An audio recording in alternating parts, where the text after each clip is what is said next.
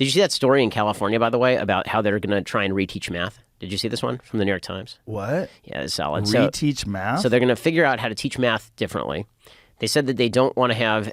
They're getting rid of some of the objective standards with regard to math because math is... And they want to get rid of the idea that there are naturally gifted children. They said they're not allowed to say that they're naturally gifted children anymore. Isn't that the case with New York as well? Didn't they get rid of the they're trying to get rid of the program? magnet schools over there, too. But gifted programs, right? Yes, the gifted programs, because there's too many Asian kids.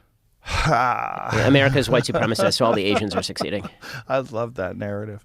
So, no, what are they trying to do with math? So it was this article in the New York Times, and I'm trying to remember all the details. They said you're not allowed to talk about naturally gifted kids. You're not supposed to reward right answers or punish wrong answers. What? So there's like a big kind of parents' revolt going on in California over this because the idea was that there was too much racial disparity in math performance in California, and so changed the standards. Which, by the way, I can't think of anything more racist than that. No, that is so super racist. It's like not enough black kids are scoring well on the test. That means that black kids, I guess, are too dumb to do well on these tests. Get rid of the tests. Or alternatively, there's an explanation where kids need to study more. Well, you only find out if someone knows things if you test them. It's the only way you find out. How else do you find out? You have to say, show me how to do this problem. And then the kid tries and you go, oh, that's not how you do it. By the way, I think this is I think the scam that is college is predicated on society trying to get around the basic truth that you just said, which is we can tell by test scores whether you know things and are good at things. Well, I mean, obviously there's some tests that favor people that have grown up in certain environments because you have more access to certain kinds of information.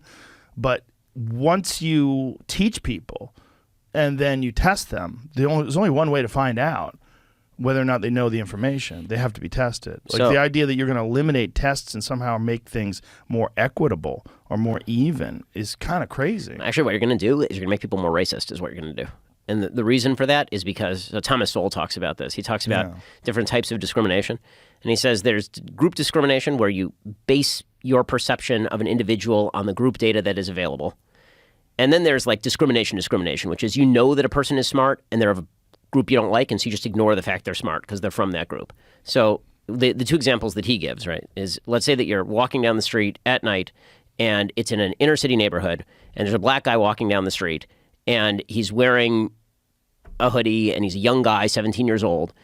Are you going to cross the street or not if the opposing example is an 80-year-old white woman?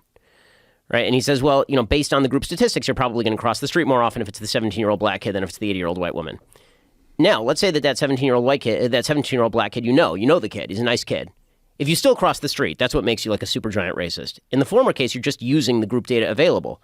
The problem is that using the group data available very often is wrong, right? What if the 17-year-old kid is a nice kid, right? You shouldn't be doing that either. You need specific data. Test data is specific data. So let's say now that you are an administrator at a college and you're not allowed to use test data. All you know is that on average, black kids score lower than white kids, right? So who do you let in? How do you make that decision? Wouldn't it be better for black kids for you to have the test data because you know which black kids definitely deserve to get in as opposed to which ones don't deserve to get in? So you start using stupid generalizations. The whole point is more specific data is better. More specific data fights discrimination. And yet we have this whole weird idea that if we get rid of specific data, if we get rid of test data, objective data, this is going to end discrimination. Precisely the reverse will occur. People will start using stupid stereotypes.